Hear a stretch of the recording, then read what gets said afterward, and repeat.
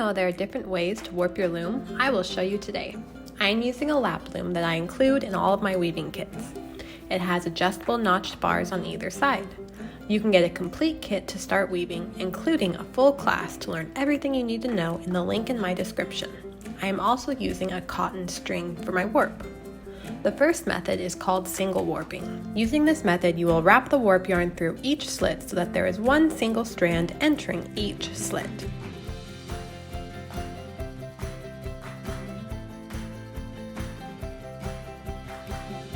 You can see when I show you the top that every other notch has the yarn wrapped around it.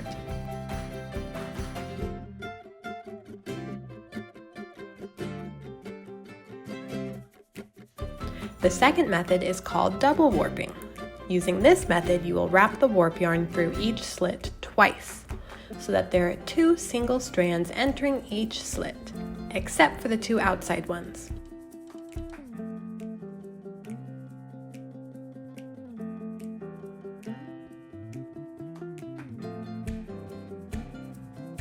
You can see when I show you the top that every notch has the yarn wrapped around it. The third method is a mixture, when single warping is too loose and double warping is too tight. Using this method, you will wrap the warp yarn through one slit twice and then two slits once. You can see when I show you the top that there are pairs of notches that have the yarn wrapped around them.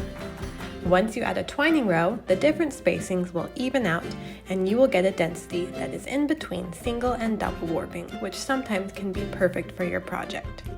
You can learn more about when to use these different warpings in the blog post in my description and in my Foundations weaving class.